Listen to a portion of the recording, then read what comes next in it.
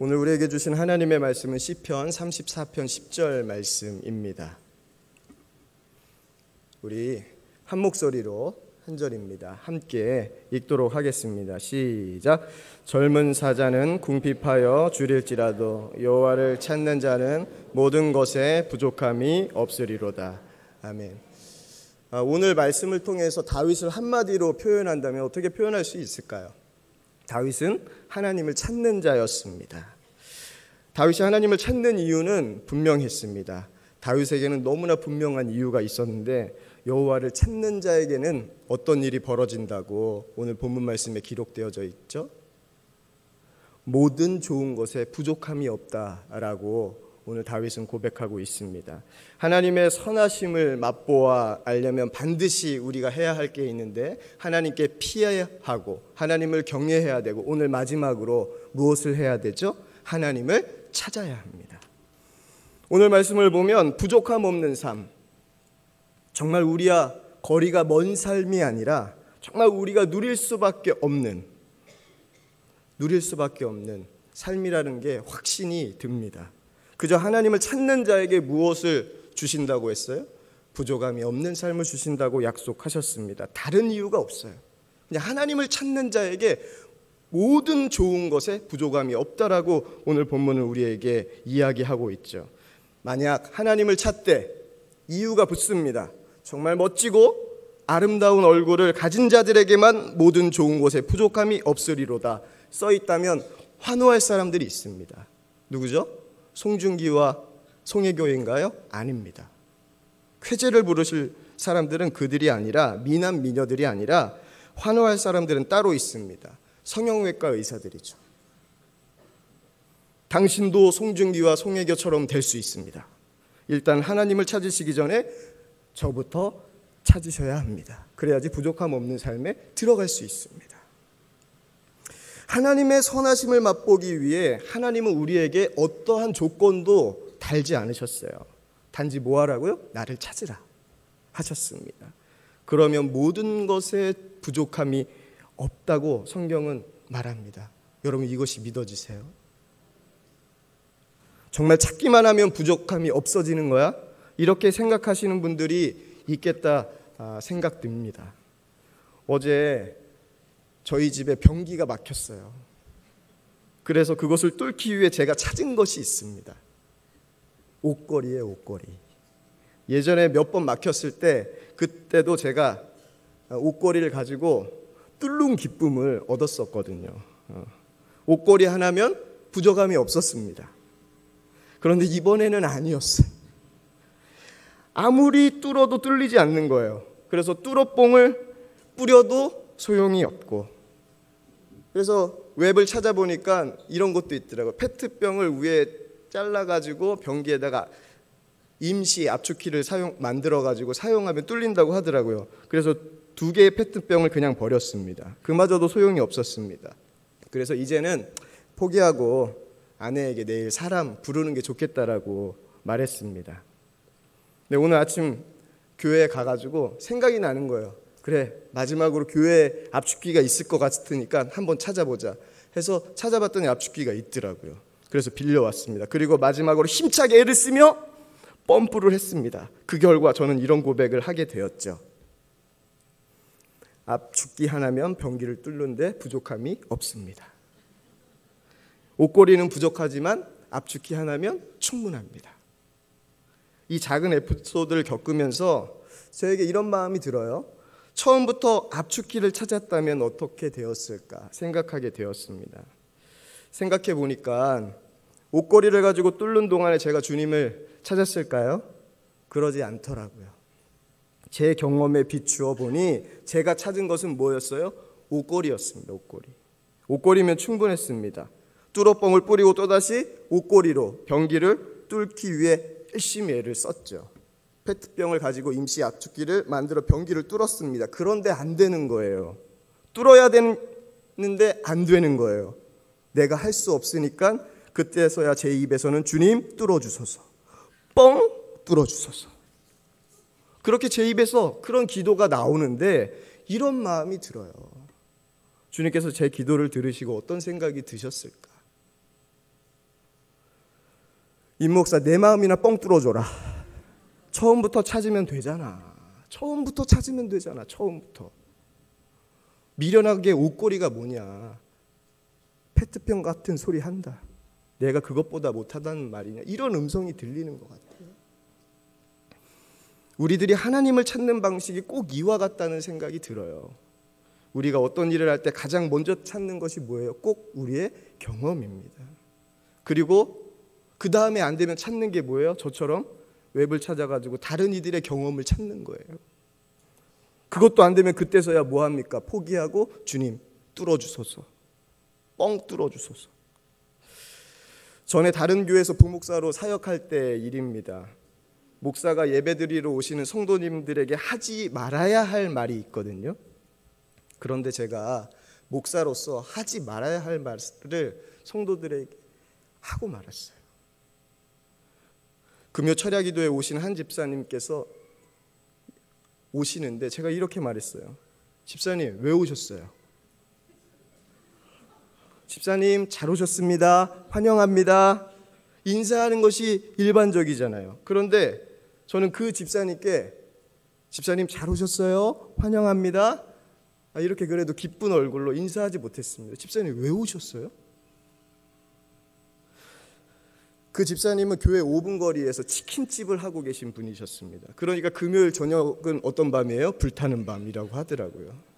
그러니까 절대 매출 때문에 교회에 나올 수가 없어요. 그래서 제가 목회하는 동안 한 번도 금요철야에 나온 적이 없었던 분이십니다. 그런데 오셨어요. 근데 혼자 오신 것도 아니고요. 처음 보는 분과 함께 오셨어요. 그래서 저는 성도들을 영접하는 것을 잠시 멈추고 그분 한쪽 자리에 옮겨가지고 그분께 어떻게 오게 됐냐고 물어보았습니다. 이럴 때 목사의 직감이 조금 있습니다. 그랬더니 그분이 어떻게 이야기하시냐면 목사님 저 어떻게 해요? 암이래요. 그래서 동생하고 기도하러 왔어요.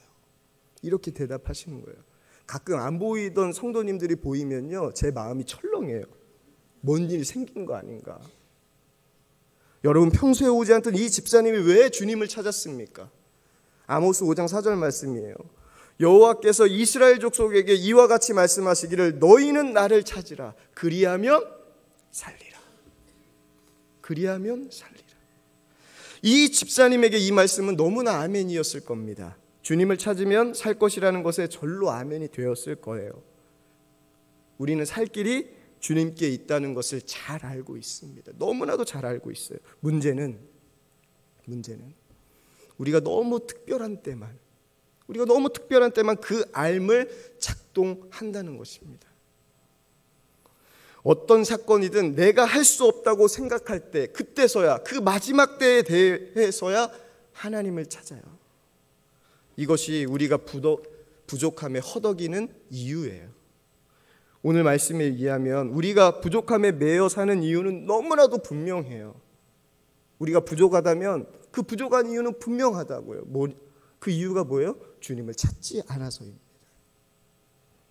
다윗이 하나님의 마음에 합한 자라고 하나님께 인정받잖아요. 그 이유가 무엇인 줄 아십니까? 무엇을 하든지 다윗은 그 일을 하기 전에 하나님을 찾았어요. 그리고 하나님 전쟁해도 될까요? 이렇게 나아가도 될까요? 하나님께 묻고 하나님의 마음을 구했습니다. 하나님을 찾으면 우리는 하나님의 마음을 알게 됩니다. 하나님의 마음을 아는 것이 그래서 너무너무 중요해요. 오늘 말씀을 통해서 우리는 하나님의 마음에서 두 가지를 발견할 수 있거든요. 오늘 말씀을 통해서 먼저는 무엇이냐면 하나님은 모든 좋은 것을 나에게 주실 분이라는 사실이 하나 있고, 그 다음은 모든 좋은 것에 부족함 없게 하시는 분이 누구시라는 거예요? 우리 하나님이시라는 거예요. 에베소서 3장 20절 말씀에 바울이 이렇게 우리 주님을 고백합니다. 우리 가운데 역사하시는 능력대로 우리가 구하거나 생각하는 모든 것에 더 넘치도록 능히 하실 이에게. 저는 이 사실이 믿어집니다. 그래서 저에게는 제가 고백하는 하나님의 이름이 있어요. 좀 길어요. 그 이름이 뭐냐면 나보다 내가 더 잘 되길 원하시는 하나님이에요. 저의 하나님의 이름은요, 항상 생각해 보면 나보다 내가 더 잘 되길 원하시는 분이 우리 주님이라는 사실이 믿어져요. 그래서 저에게 하나님께서 알게 해주신 것은 뭐냐면, 나보다 내가 더 잘 되길 원하시는 그분을 전하고 알게 하고 그분께 인도하는 것이 제 사명이라는 것을 분명히 말씀을 통해서 알려주셨는데요. 그 주신 말씀이 민수기 6장 22절에서 27절 말씀이에요. 우리 한 절씩 한 절씩 교독하겠는데, 제가 먼저 22절 읽으면 여러분들이 23절 읽겠습니다. 여호와께서 모세에게 말씀하여 이르시되 아론과 그의 아들들에게 말하여 이르기를, 너희는 이스라엘 자손을 위하여 이렇게 축복하여 이르되, 여호와는 내게 복을 주시고 너를 지키시기를 원하며 그의 얼굴을 내게 비추사 은혜 베푸시기를 원하며, 여호와는 그 얼굴을 내게로 향하여 드사 평강 주시기를 원하노라 할지니라 하라. 그들이 이같이 내 이름으로 이스라엘 자손에게 축복할지니 내가 그들에게 복을 주리라. 아멘. 우리를 향한 하나님의 마음이 이래요. 이 말씀을 보면 하나님께서 모세에게 아론을 비롯한 제사장들에게, 백성들에게 어떻게 축복해야 되는지 하나님의 마음을 그대로 전하라는 장면입니다. 여러분들을 향한 하나님의 마음이 뭐예요? 첫 번째, 복 주시길 원하시고, 두 번째, 지키시길 원하고, 은혜 베풀길 원하시고, 평강 주시길 원하시는 분이 우리 주님이세요. 너무나 좋으신 분, 그분이 누구세요? 우리의 아버지이시잖아요.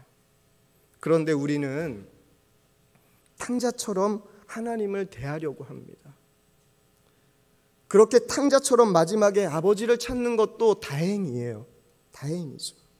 하지만 하나님은 우리가 다행인 인생이 아니라, 그저 다행이다라고 고백하는 인생이 아니라 부족함이 없는 인생을 되길 원하세요. 하루는 저희 아들이 말도 안 되는 시험 점수를 가지고 저에게 찾아왔습니다. 그러면서 말해요. 참 놀라웠습니다. 아빠, 나 잘했지? 누구 닮아서 그런지 생각해 보니까요, 저를 많이 닮았어요. 뻔뻔해요.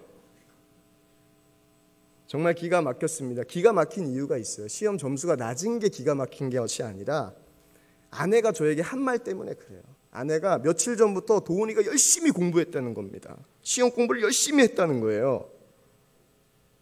근데 도훈이가 들고 온 점수를 보니까 그때 이런 생각이 들더라고요. 차라리 공부하지 말지.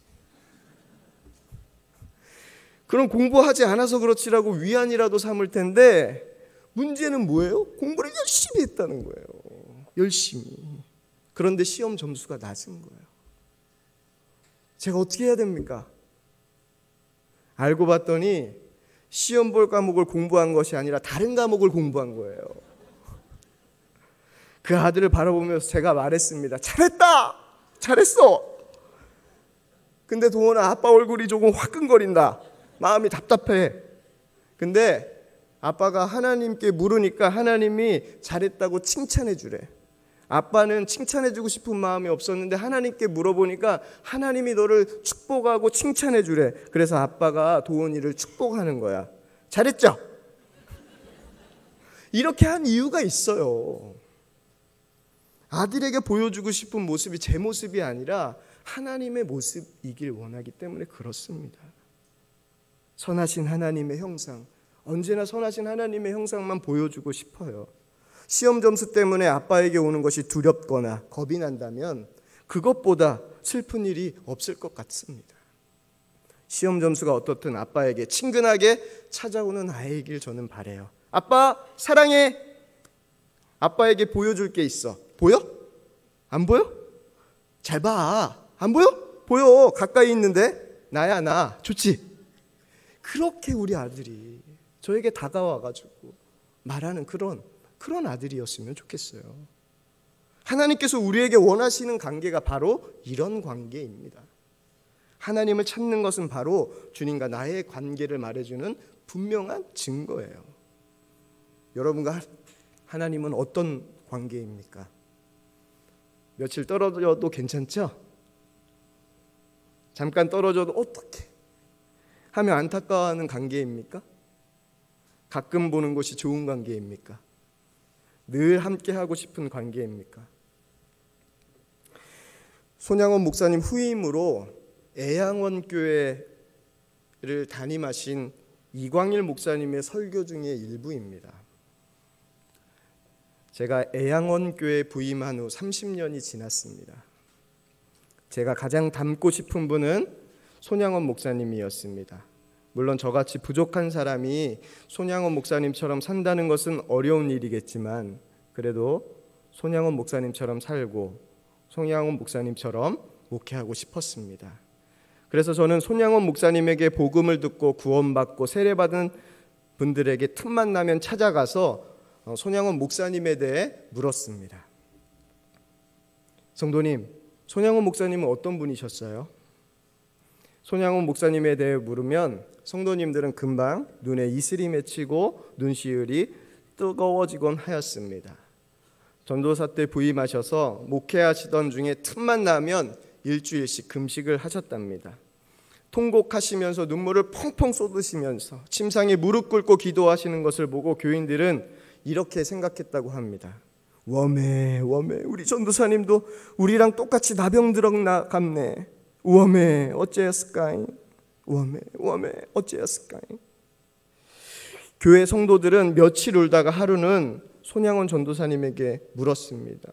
웜에 전도사님도 우리랑 같은 병이 들었는가요? 이렇게 묻는 교인들의 질문에 손양원 전도사님은 전혀 다른 대답을 하시더랍니다. 아니에요. 차라리 그런 병이라도 들었으면 좋겠습니다. 아니, 그러면 이보다 더 큰 일이 생긴 건가요? 그 일이 무엇이래요? 예, 내가 살아있어서요. 네? 날만 새면 죽은 내가 시퍼렇게 살아나기에 나를 죽이느냐고 이렇게 금식하며 울고 있습니다. 저를 위해 기도해 주세요. 우리는 그런 줄도 모르고 전도사님도 우리랑 같은 병이 든 줄 알고 얼마나 걱정했는지 모릅니다. 저는 이 말을 들으면서 이것이 손양원 목사님의 믿음 생활이었구나 하는 것을 깨달았다고 그 목사님이 고백하는 것을 보았습니다. 손양원 목사님께서 하나님을 찾는 이유가 무엇이었습니까? 손양원 목사님이 하나님을 찾는 이유는요, 나는 죽고 예수로 살기 위해서였습니다. 우리가 하나님을 찾고 있지만 여전히 부족함에 시달리고 있다면 그것은 찾지 않아서가 아닙니다. 찾지 않아서가 아니라 정말 좋은 것을 찾고 있지 않기 때문에 그렇습니다. 정말 좋은 건 무엇일까요? 여러분에게 정말 좋은 건 무엇입니까? 그것이 바로 나는 죽고 예수로 사는 삶입니까? 그래서 손양원 목사님은 그저 나는 죽고 예수로 사는 삶, 그 삶이 너무너무 살고 싶어서 주님 앞에 매달리고 금식하며 울고 주님을 찾았습니다. 우리가 부족한 것은요, 상황 때문이라고 말씀하고 싶으시겠지만 결코 상황이 우리를 부족해 하는 것이 아닙니다. 우리를 부족해 하는 것은 사실 우리의 믿음이에요. 믿음. 제가 어머니께서 암에 걸리시고 의학적으로도 수술할 수도 없고 항암제가 생명의 연장을 위해서 유일한 희망이라는 것을 알았을 때 참 저희 가정 낙심했습니다. 항암제 반응이 좋으면 오래 사실 수 있고 그렇지 않으면 일찍 돌아가셔야 했어요. 그런데 그 판정을 받으시고 지금까지 8년째 살고 계세요. 그것도 자녀들의 도움 없이 살고 계십니다. 처음 판정받으시고 왜 나에게 이런 일이 일어났는지 많이 슬퍼하셨죠. 하지만 지금은 그렇지 않습니다. 암이 완치되어서가 아니에요. 암은 여전히 그때나 지금이나 어머니의 몸속에서 떨어지지 않고 잘 붙어 있습니다. 그렇게 붙어 있으면 질릴 때도 되었거든요. 근데 꼭 붙어 있더라고요. 떨어질 생각을 안 해요. 암은 그대로인데 바뀐 것이 하나가 있습니다. 바뀐 것이 있어요. 어머니의 모습이에요. 처음 암을 판정받았을 때와는 다르게 이제는 암이 그대로 여전히 있어도 감사해요. 왜 이런 일이 일어나죠? 주님과 함께 동행하는 삶, 주님을 찾고 살아가시기 때문에 그의 삶 가운데는 암이 있어도 예전에는 원망이었지만 지금은 감사의 고백이 됩니다. 그래서 하나님께서 왜 암을 한 번에 고쳐주시지 않고 지금까지 갖게 하시나 생각해 보았더니 한 번의 기적으로 그 암이 고침을 받을 수 있다고 저는 분명히 믿습니다. 근데 저희 어머니에게는 그 은혜가 허락되지 않았어요. 한 번의 큰 기적보다 작지만 매일 일상의 기적을 누리게 하시기 위해서 하나님께서 그렇게 암과 함께 붙어서 살게 하시는구나 라는 생각이 들었어요.